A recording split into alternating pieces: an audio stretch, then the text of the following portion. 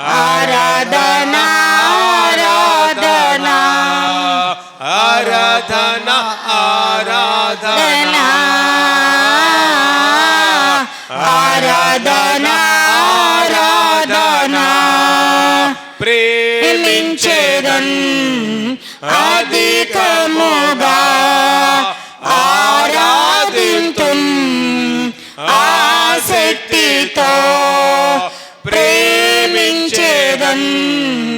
అధికముగా ఆరాధింతున్ ఆసక్తితో నిన్ను పూర్ణ మనసుతో ఆరాధింతున్ నిన్ను పూర్ణ బలముతో ప్రేమించేదన్ నిన్ను పూర్ణ మనసుతో ఆరాధింతున్ ఆరాధనా ఆరాధనా ఆరాధనా ఆరాధనా ఆరాధనా ఆరాధనా కార్యములు మీరు జరిగించి మమ్మల్ని బలపరిచి ఆశీర్వదించి నీ అభిషేకము చేత ఆనందము చేత నీ ఆదరణ చేత నింపి పంపము దేవా అని మనమందరం ప్రార్థిస్తూ ప్రభువును స్తుతిస్తూ కొనియాడే వారముగా ఉందాం. దేవానికి స్తోత్రాలు. దేవా నీకు వందనాలు. మా మధ్యలో సంచరిస్తున్న దేవ చేత నింపుతారని యేసు నామములో వేడుకుంటాం మా ప్రియ తండ్రి. ఆమేన్. క్రీస్తునందు ప్రేమైన దేవుని బిడ్డలారా, దయచేసి అందరూ కూర్చోవాలని ప్రభు నామమున మీకు తెలియచేస్తూ ఉన్నాం.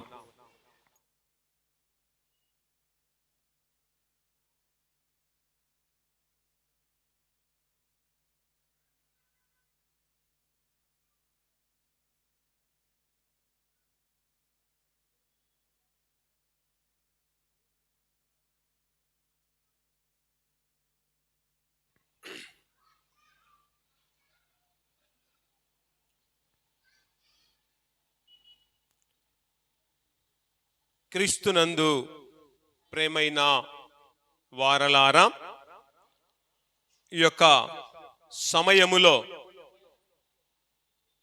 కొద్ది నిమిషాలు దేవుని యొక్క వాక్యాన్ని మనము ధ్యానించుకుందాం. అంతకంటే ముందు ఈ యొక్క శ్రేష్టమైన సమయం, శ్రేష్టమైన జీవితాన్ని అనుగ్రహించిన ఆ దేవాతి దేవునికి మొట్టమొదటిగా హృదయపూర్వకముగా కృతజ్ఞతాస్తుతులు చెల్లిస్తూ ఉన్నాం. అలాగే ఓపికతో, విశ్వాసముతో, నిరీక్షణతో, ఆశాభావముతో ప్రభు సన్నిధిలో కూర్చున్న మీకందరికీ, ఆ ప్రాంతంలో ఉండి లైవ్ను వీక్షిస్తున్న ప్రతి ఒక్కరికి మన రక్షకుడైన మన పునరుత్థానుడైన యేసుక్రీస్తు నామమున ప్రతి ఒక్కరికి శుభాభివందనాలు తెలియజేస్తూ ఉన్నాం. క్రీస్తునందు ప్రేమైన దేవుని బిడ్డలారా, అందరూ బాగున్నారా? చెప్పండమ్మా, బాగున్నారా? ఓకే. దేవుడు మనందరినీ కూడా బాగుగా ఉంచి తన యొక్క సన్నిధిలో మనందరినీ కూడా సజీవ లెక్కలో ఉంచాడు గనుక అందును బట్టి ఈ సమయములో అందరము గట్టిగా చప్పట్లు కొడుతూ ప్రభువును మనము గట్టిగా అభినందిద్దాం. దయచేసి అందరూ చప్పట్లు కొడుతూ ప్రభువును అభినందించాలని ప్రభు నామను తెలియజేస్తూ ఉన్నాం. క్రీస్తునందు ప్రేమైన దైవ జనాంగమా, నేటి దినానికి, నేటి సమయానికి, నేటి ఆరాధన కార్యక్రమానికి ఏర్పాటు చేయబడిన దైవ వాక్యమును చదవగా మనమందరము విన్నాం. అలాగే నేటి సమయానికి, నేటి ఆరాధన కార్యక్రమానికి ఏర్పాటు చేయబడిన ధ్యానాంశము, ఈ దినానికి ఏర్పాటు చేయబడిన ప్రత్యేకమైన అంశము గాయూని యొక్క గుణలక్షణములు అనే ధ్యానాంశంపై కొద్ది నిమిషాలు దేవుని వాక్యాన్ని మనము ధ్యానించుకుందాం. ఏ అంశంపై మనం ధ్యానించబోతున్నామండి? గాయూని యొక్క గుణలక్షణములు అనే ధ్యానాంశంపై మనము ధ్యానించబోతూ ఉన్నాం. క్రీస్తునందు ప్రేమైన వారలారా, దైవ వాక్యములోనికి వెళ్ళక పూర్వము యోహాను రాసిన 3వ పత్రికను గూర్చి ఉపద్ఘాతాన్ని ఈ సమయములో మనము తెలుసుకుందాం. చూడండి, యోహాను రాసిన 3వ పత్రిక, దీని గ్రంథకర్త పరిశుద్ధుడైన యోహాను. ఈ పత్రిక రాసిన వారు ఎవరంట? పరిశుద్ధుడైన యోహాను ఈ 3వ పత్రికను రాసి ఉన్నాడు. ఈ పత్రిక ఏ అంశం పైన రాయబడింది అనేది మనం ఆలోచిస్తే, సహోదరులతో సహవాసము అనే అంశం పైన ఈ 3వ పత్రిక రాయబడి ఉన్నది. ఈ పత్రిక ఏ అంశంపై రాయబడిందంటమ్మా? సహోదరులతో సహవాసము అనే అంశం పైన ఈ పత్రిక రాయబడి ఉన్నది. ఈ పత్రిక రాసిన కాలము క్రీస్తు శకం 90లో రాయబడి ఉన్నదని మనము జ్ఞాపకం చేసుకోవాలి.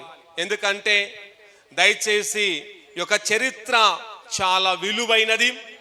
దయచేసి రాసుకొనగలవారు రాసుకుంటే మంచిది.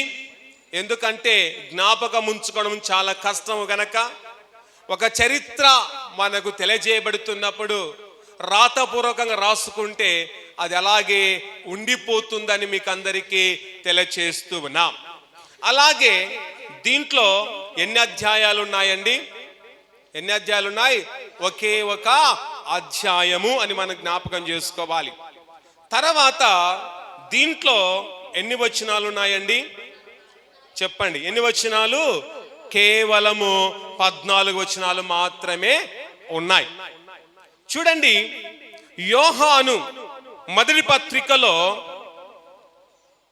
రాయబడిన విషయం ఏమిటి అంటే, యోహాను రాసిన మొదటి పత్రికలో మన సహవాసము తండ్రితోను ఆయన కుమారుడైన క్రీస్తుతో ఉన్నదని యోహాను మొదటి పత్రికలో రాయబడి ఉన్నది.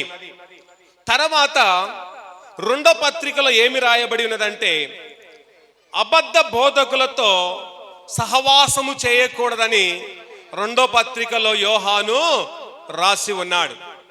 2వ పత్రికలో యోహాను ఏం రాశాడంటమ్మా?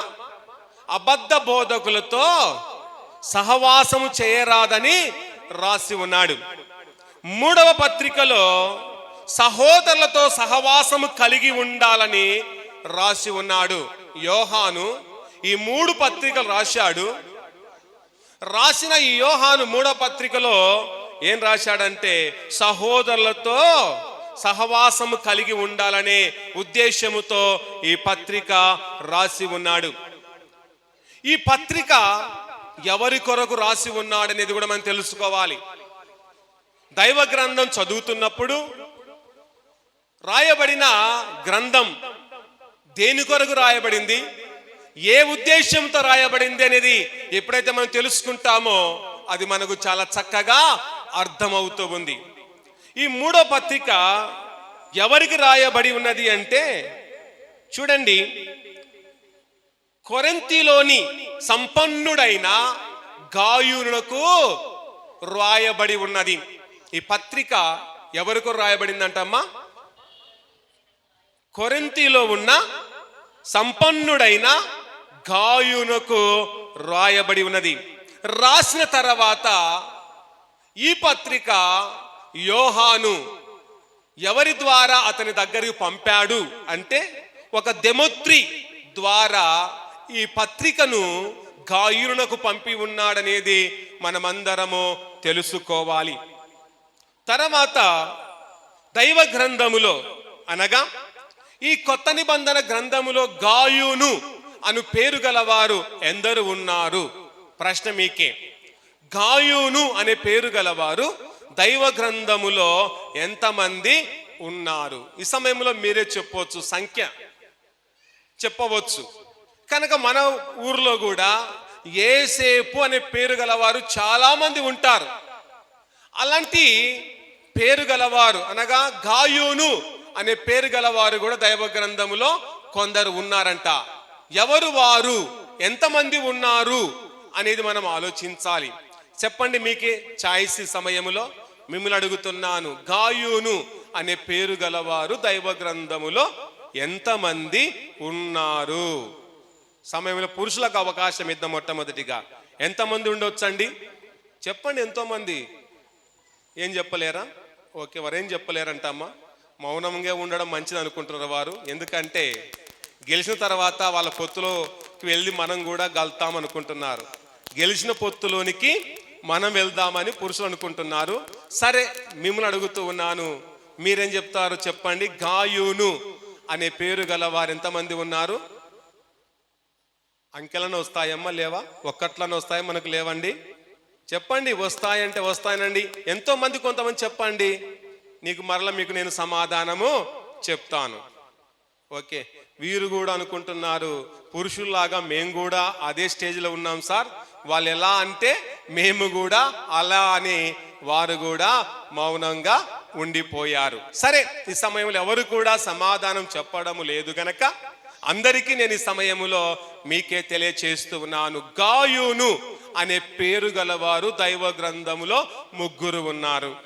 ఎక్కడెక్కడ వారి గూర్చి రాయబడి ఉన్నదని మనం చూస్తే చూడండి. అపోస్తుల కార్యములు 19వ అధ్యాయము 24వ వచనములో అక్కడ ఒక గాయూను కనబడుతున్నాడు. ఎవరు ఆ గాయూను అంటే మాసిదోనియా వాడైన గాయూను అని అక్కడ మనం చూస్తూ ఉన్నాం. అది మొట్టమొదటి గాయూనుగా చూస్తున్నాం. దైవ గ్రంథంలో గాయూను పేరు గల 2వ వ్యక్తి చూడండి. అపోస్తుల కార్యములు 20వ అధ్యాయము 4వ వచనం చూస్తే దెర్బోవాడైన గాయూను అని అక్కడ మనం చూస్తూ ఉన్నాం.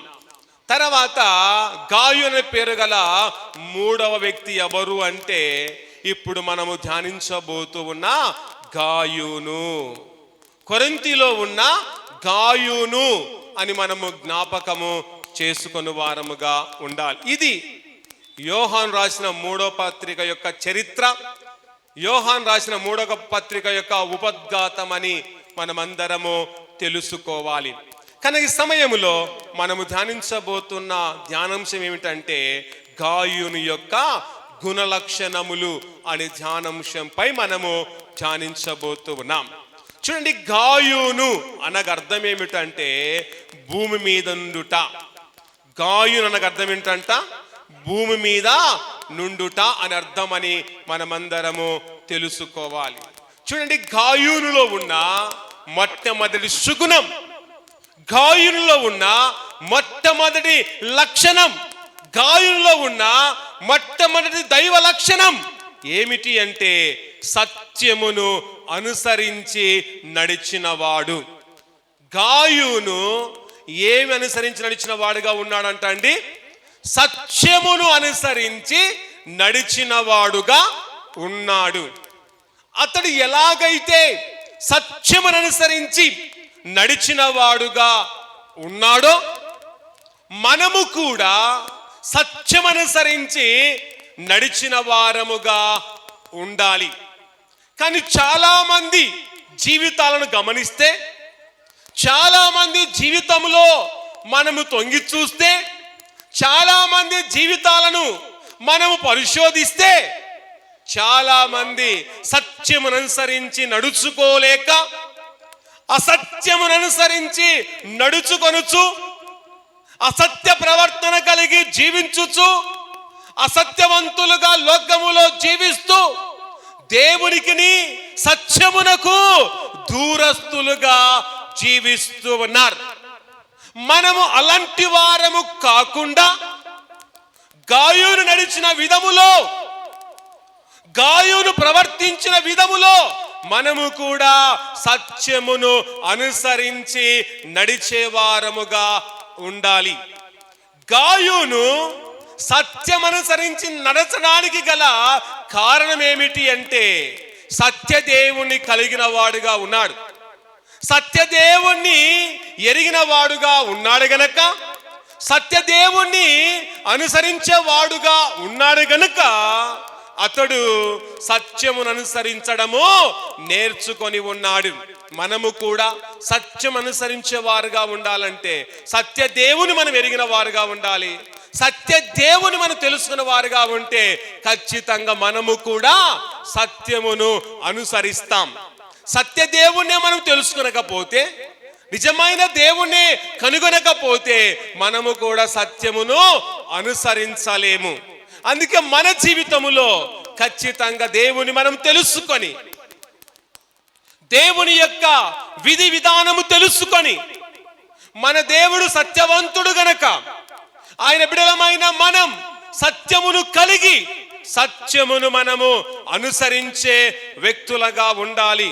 అనుసరించి దేవునితో నడిచే వారముగా ఉండాలని ప్రభు నామమున మీకు తెలియజేస్తూ ఉన్నాం. అందుకే చదవబడిన వాక్య భాగాన్ని ఒకసారి మనం చదువుకుందాం. చదవండి. పెద్దనైన నేను సత్యమును బట్టి. చూడండి, పెద్దనైన నేను అనే మాట ఎవరు మాట్లాడుతున్నారండి? యోహాను మాట్లాడుతూ ఉన్నాడు. తర్వాత చదవండి. ప్రేమించు ప్రియుడనైన గాయునకు శుభమని చెప్పు రాయునది. ఈ పత్రిక ఎవరికి రాయబడిందంటమ్మా? గాయునకు రాయబడినది అని బహు స్పష్టంగా చూస్తున్నాం. తర్వాత అంటాడు, ప్రియుడా నీ ఆత్మ వర్ధిల్లుచున్న ప్రకారము నువ్వన్ని విషయాల్లో వర్ధిల్లుచు సౌఖ్యంగా ఉండవలనని ప్రార్థించుచున్నాను. చూడండి, ఇక్కడ యోహాను గాయును గురించి ఏం చేస్తున్నాడమ్మా? ప్రార్థిస్తూ ఉన్నాడు. ఏం చేస్తున్నాడమ్మా? ప్రార్థిస్తూ ఉన్నాడు. అతడు క్షేమంగా ఉండాలని, సౌఖ్యంగా ఉండాలని, అతడు ఆరోగ్యకరమైన వాడుగా ఉండాలని, ఆనందకరమైన వాడుగా ఉండాలని, దీవెనకరమైన వాడుగా ఉండాలని, అతడు ఉన్నతమైన వాడుగా ఉండాలనే ఒక ఉద్దేశముతో యోహాను గాయును గురించి ప్రార్థిస్తున్న విధమును అక్కడ మనము చూస్తూ ఉన్నాం. తర్వాత చదవండి. నీవు సత్యం అనుసరించి నడుచుకొనుచున్నావు. చూడండి, అతడు ఏమని నడుచుకుంటున్నాడంటమ్మా? సత్యమును అనుసరించి నడుచుకొనుచున్నాడు.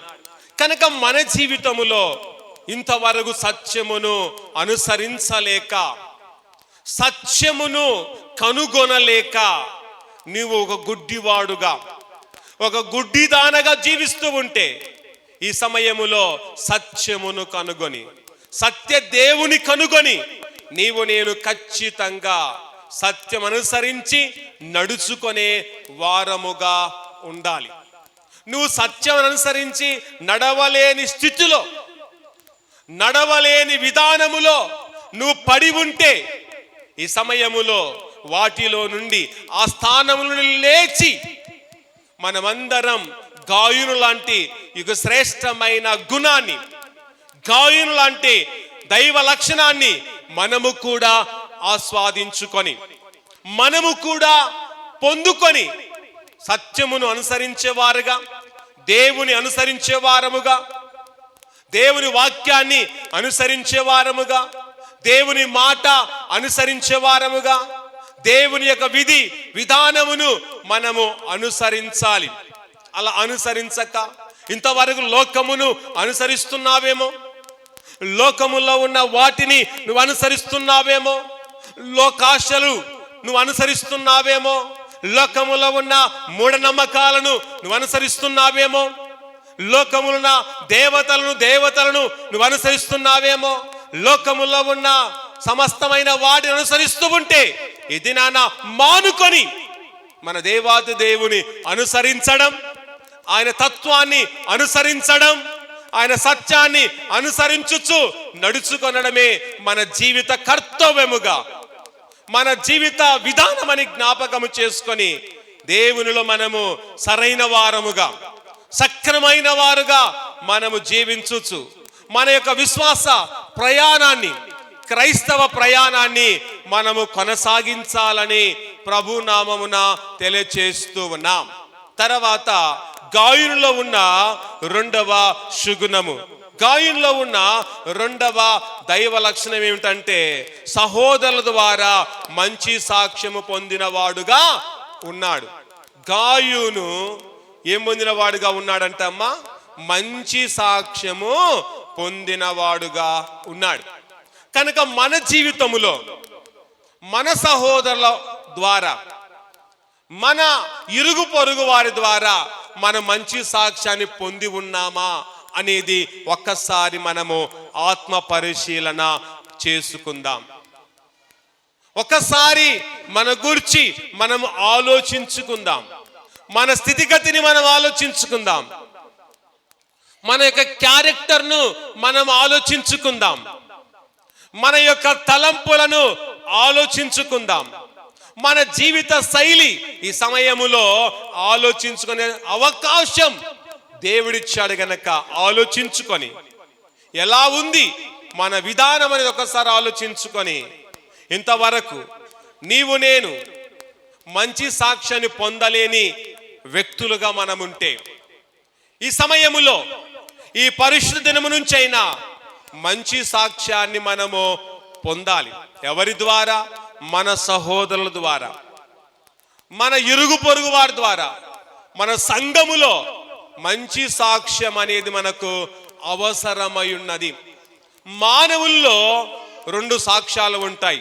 ఒకటి చెడ్డ సాక్ష్యము, రెండు మంచి సాక్ష్యం అనేది ఉంటుంది. ఈ రెండు దేవుడు మన ఎదుట ఉంచాడు. ఏముంచాడమ్మా?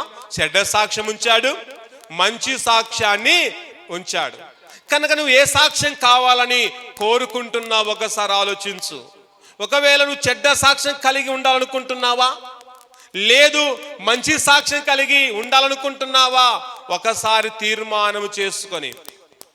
అందరూ కూడా, ఎవరు కూడా చెడ్డ సాక్ష్యాన్ని కోరుకోరు, కానీ ఏ సాక్ష్యాన్ని కోరుకుంటారమ్మా? మంచి సాక్ష్యాన్ని కోరుకుంటారు. కనుక మంచి సాక్ష్యము ఊరికే రాదు. మంచి సాక్ష్యము నువ్వు కొంటే రాదు.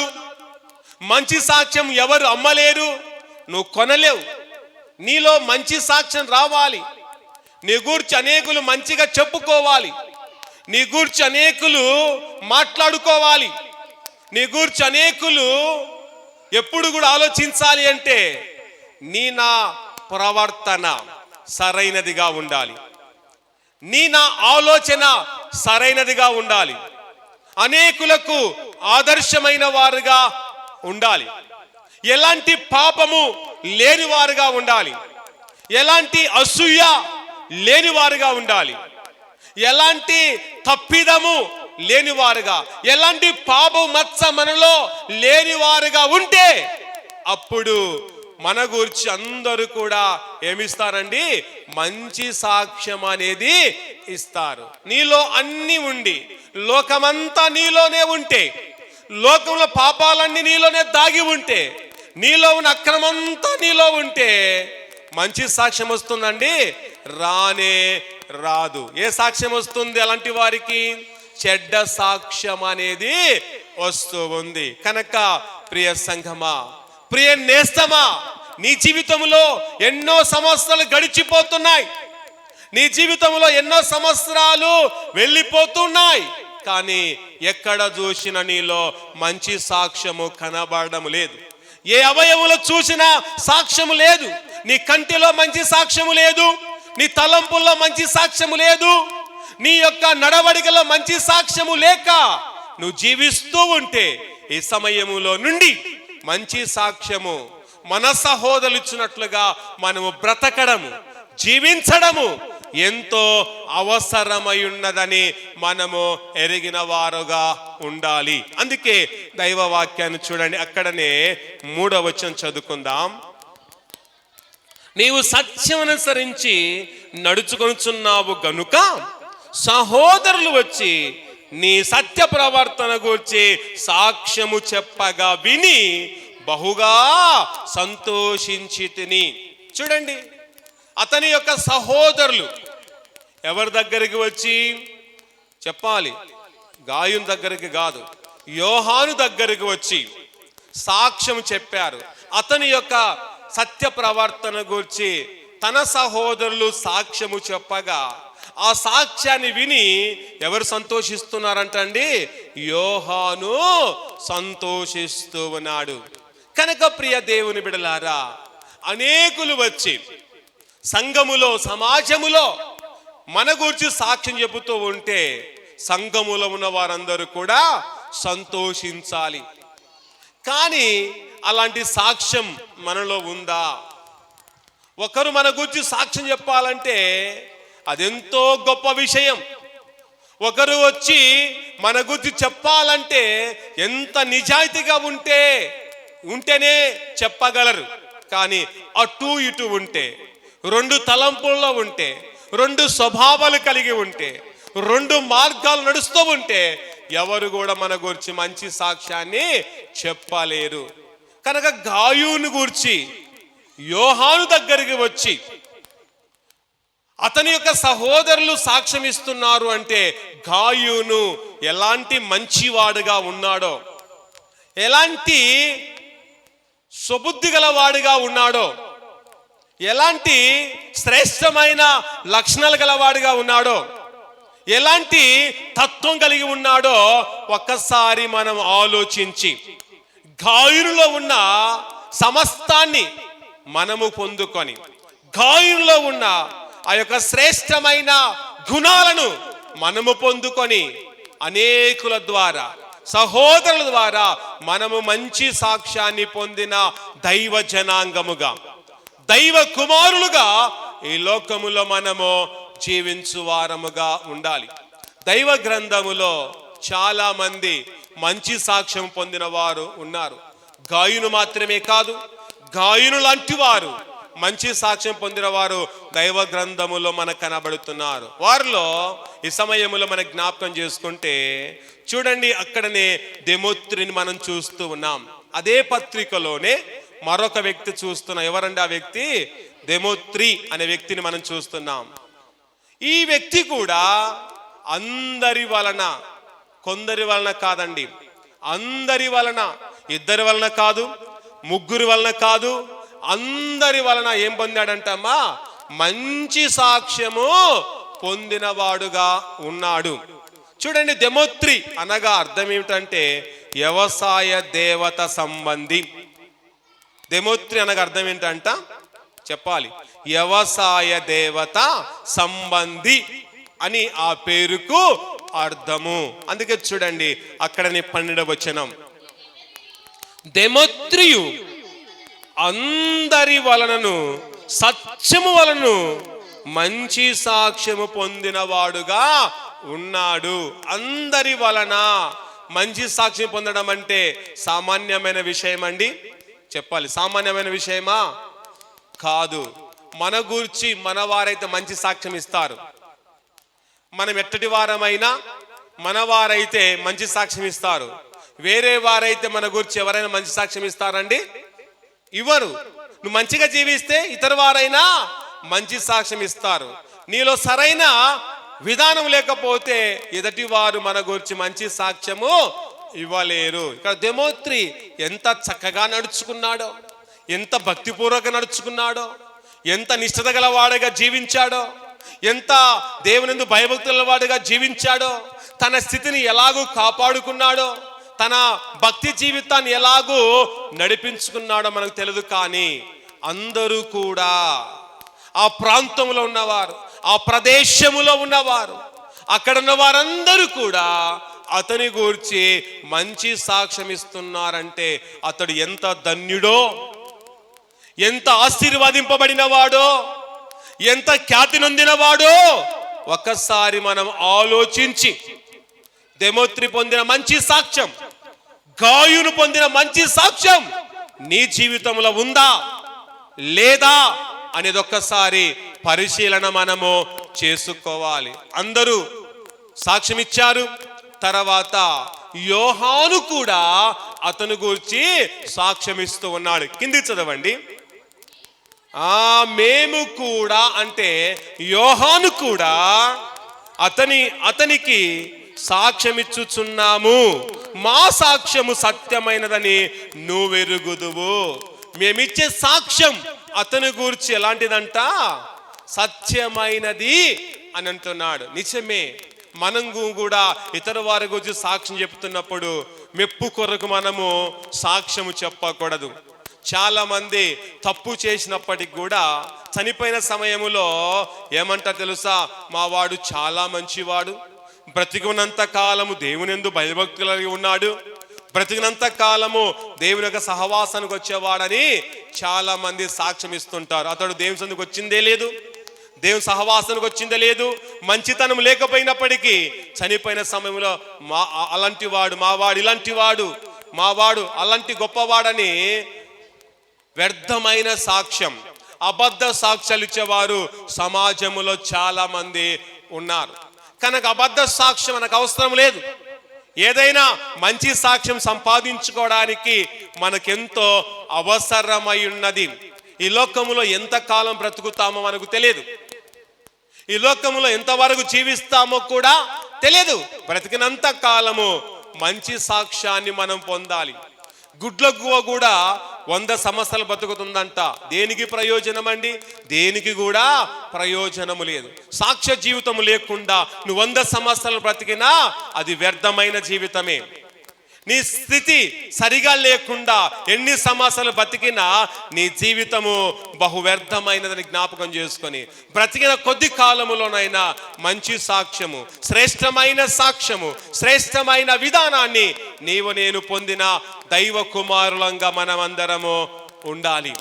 అలాగే దైవ గ్రంథములో మరొక వ్యక్తి కూడా చూడండి దేవుని ద్వారానే సాక్ష్యం పొందిన వారు ఉన్నారు. ఎవరు అంటే మోషేను మనం చూస్తున్నాం.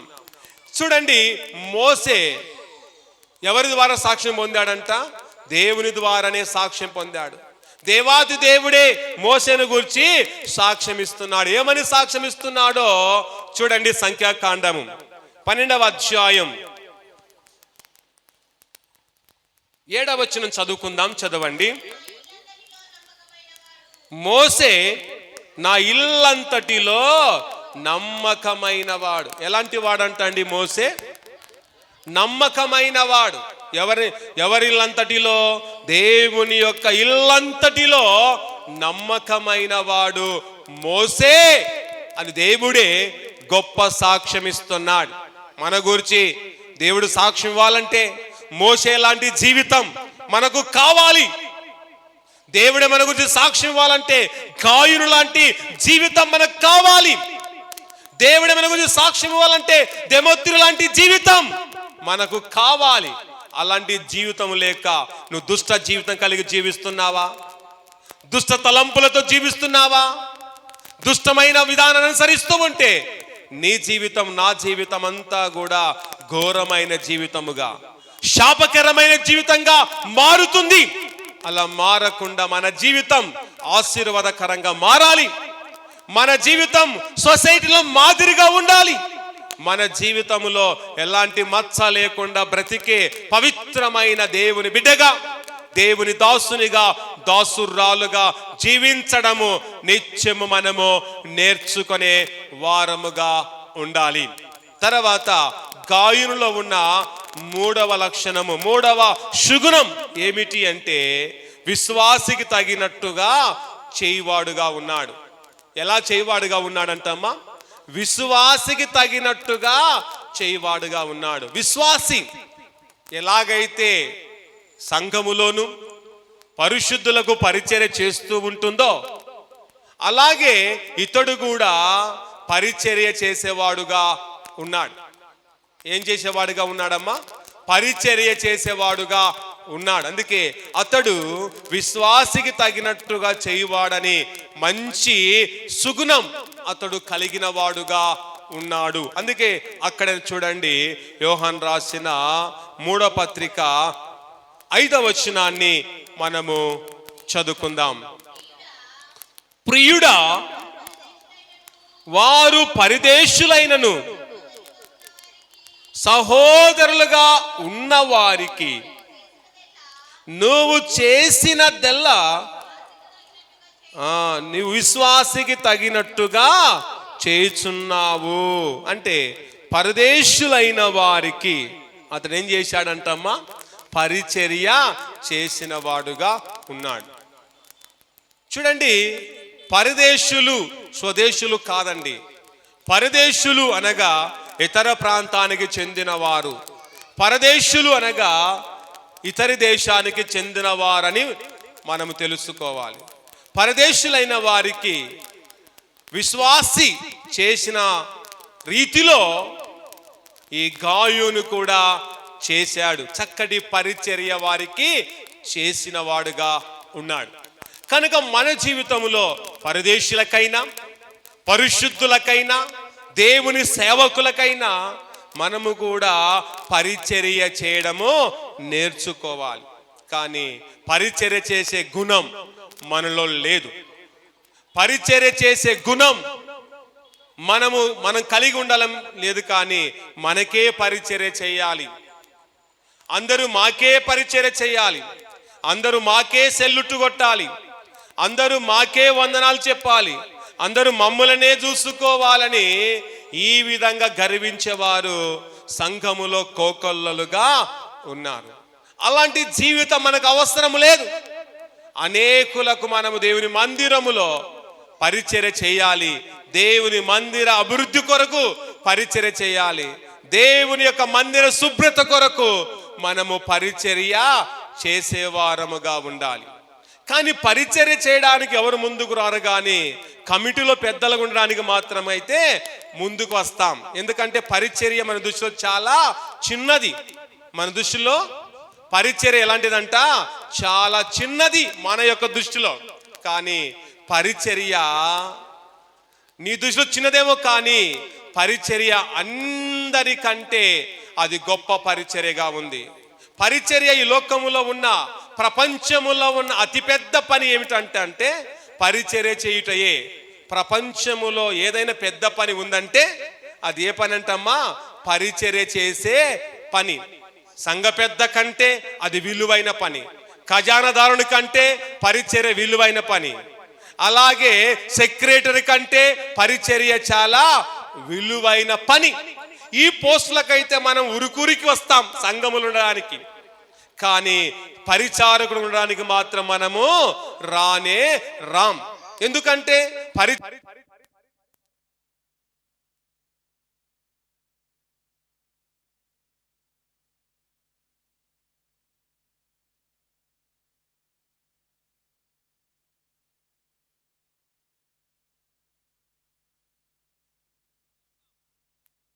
కానీ ప్రైజ్ ది లార్డ్, ఈ సమయములో పరిచర్య అనేది ప్రపంచములో కన్నా అతిపెద్ద పనిగా భావించబడింది గనక పరిచర్య చేయడం అనేది ఉత్తమమైన విధానం. పరిచర్య చేయడం అనేది ఉత్తమమైన జీవితం.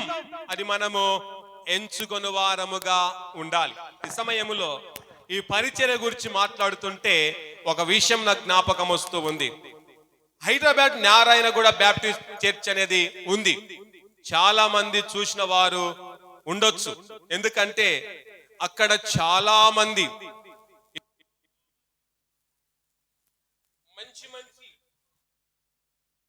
ఉద్యోగస్తులు, మంచి మంచి ఆఫీసర్స్, కలెక్టర్లు, ఎస్పీలు, డిఎస్పీలు, డీజీపీలు అందరూ కూడా మందిరానికి వెళుతూ ఉంటారు.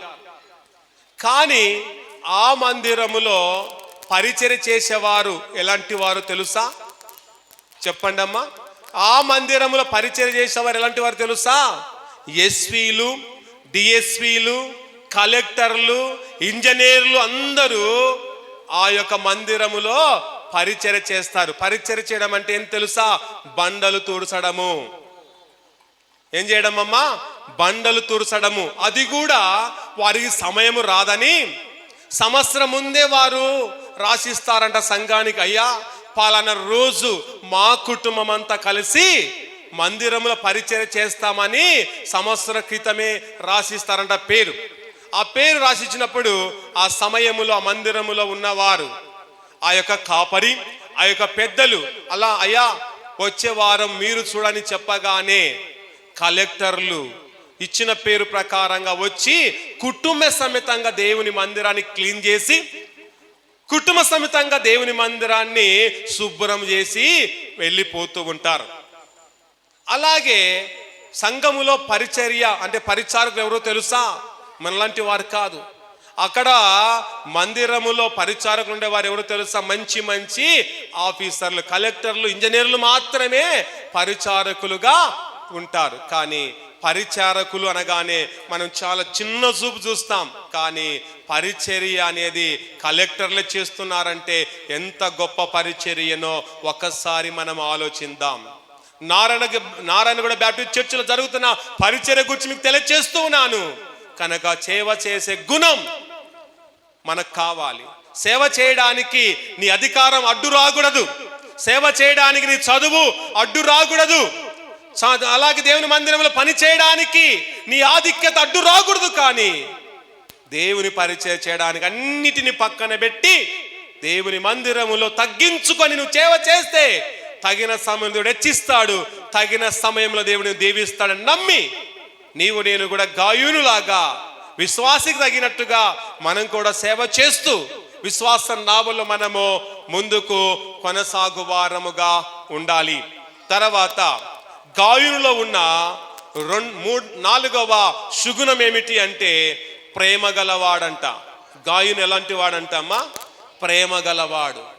నీలో నాలో ప్రేమ ఉందా అంటే లేదని చెప్పడం లేదు, కానీ ప్రేమ అనేది ఉంది. అంటే ఆ ప్రేమలో రకరకాలు ఉన్నాయి. మంచి ప్రేమ ఉంది, మోసకరమైన ప్రేమ ఉంది, మనుషులను ముంచే ప్రేమ ఉంది, మనుషులను తేల్చే ప్రేమ ఉంది, మనుషులను చూడండి అన్యాయంగా చేసే ప్రేమలు కూడా చాలా ఉన్నాయి. కనుక అలాంటి ప్రేమ కలిగి ఉండకుండా మనమందరం ఎవరి ప్రేమ కలిగి ఉండాలి? క్రీస్తు ప్రేమ మనము కలిగి ఉండాలి. క్రీస్తు ప్రేమామయుడిగా ఉన్నాడు. ఆయన ఎలాంటి ప్రేమ గలవాడు అంటే అగాపే ప్రేమ గలవాడుగా ఉన్నాడు. అందుకే ఆయన బిడ్డలమైన మనం ఆయన ప్రేమను కలిగి మనము జీవించాలి. అందుకే దైవ గ్రంథములు అక్కడ చూస్తే చూడండి 6వ వచనాన్ని చదువుకుందాం. వారు నీ ప్రేమను గూర్చి సంఘం ఎదుట సాక్ష్యం ఇచ్చిరి. గాయుని యొక్క ప్రేమను గూర్చి ఎక్కడ సాక్ష్యం ఇచ్చారంటమ్మా? సంఘం ఎదుటనే సాక్ష్యం ఇచ్చాడంట. ఎంత గొప్ప సాక్ష్యం ఒకసారి ఆలోచించండి. అతడు ఎంత ప్రేమ గలవాడో ఒకసారి ఆలోచించండి. అతని ప్రేమ గూర్చి సంఘం ఎదుట సాక్ష్యం ఇచ్చారంటే ఎంత ప్రేమ గలవాడో గాయును ఒకసారి ఆలోచిద్దాం. మన గూర్చి మన ప్రేమను గూర్చి సంఘం ఎదుట ఎవరైనా సాక్ష్యం ఇస్తారండి?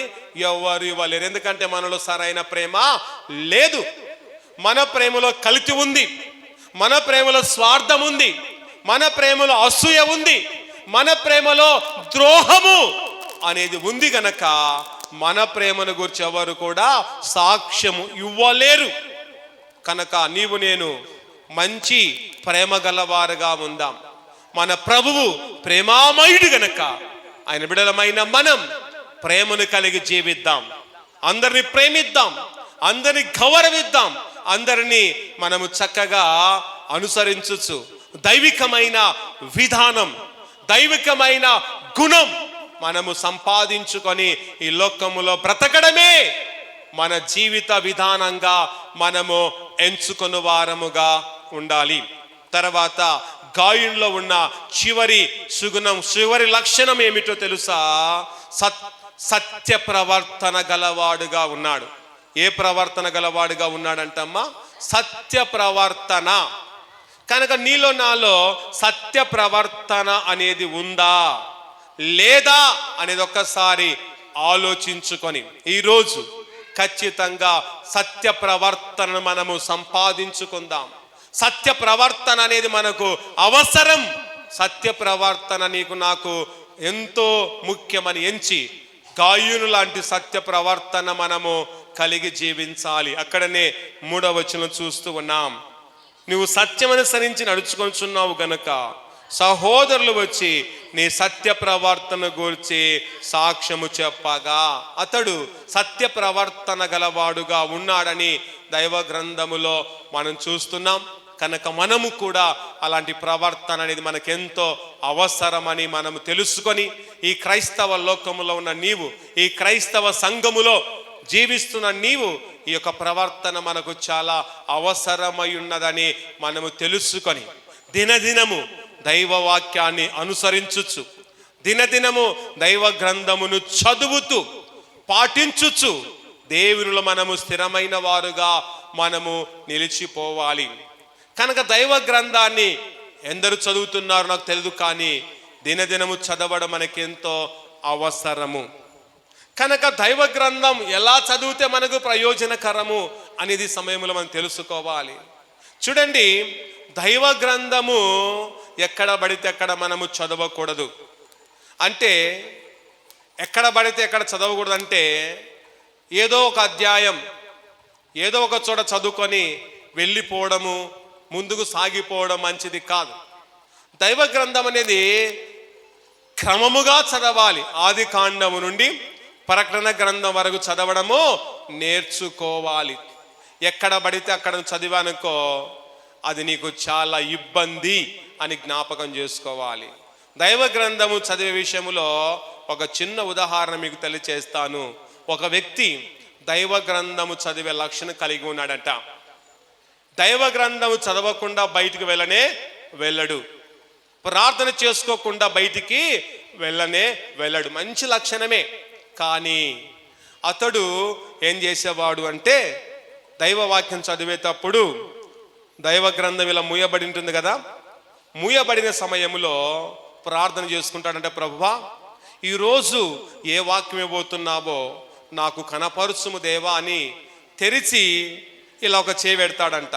ఏదో ఒక వచ్చిన చోట చేపెట్టి కళ్ళు తెరుస్తాడంట. తెరిచినప్పుడు అబ్బా ఈరోజు దేవుడి వాక్యం ఇచ్చాడని ఆ వాక్యాన్ని చదువుకొని వెళ్ళిపోయేవాడంట. అలాగూ రోజులు గడిచే కొద్దీ చదువుకుంటున్నప్పుడల్లా దేవుడు మంచి మంచి వాగ్దానాలు ఇచ్చాడు, మంచి మంచి వాక్యాన్ని ఇచ్చాడు, చదువుకుంటూ వెళ్ళిపోతున్నాడంట. మరొక రోజు అలాగే ప్రార్థన చేసుకొని మరలా బైబిల్ గ్రంథం తెరిచి వేలు పెట్టి చదవడం ప్రారంభించాడంట. అక్కడ ప్రారంభించగానే అక్కడ ఏమని రాయబడిందంటే యూదా ఇస్కరియోతు ఊరేసుకొనెను అని వచ్చిందంట. ఏమొచ్చిందమ్మా? యూదా ఇస్కరియోతు ఊరేసుకొని వచ్చిన అని మాట రాగానే అబ్బా ఈ వాక్యం ఈరోజు బాగాలేదని మళ్ళా మూసేశాడంట. ఏం చేశాడమ్మా? ఈరోజు దేవుని సరైన వాక్యం ఇవ్వలేదని మరలా మూసేశాడంట. మరలా మూసేసి మరలా ప్రార్థన చేసుకుని, దేవా ఈరోజు నాకు సరైన వాక్యం లేదు నాయనా, ఈరోజు మంచి వాక్యం ఇవ్వని మరలా తెరిచి అలాగే కళ్ళు మూసుకొని ప్రార్థన చేసుకుని మళ్ళా చేయబెట్టాడంట. చేయబెట్టగానే ఏమని వచ్చిందో తెలుసా? చేసేది ఏదో త్వరగా చేయని వచ్చిందంట. ఏమని వచ్చిందమ్మా? చేసేది ఏదో త్వరగా చేయని వచ్చిందంట.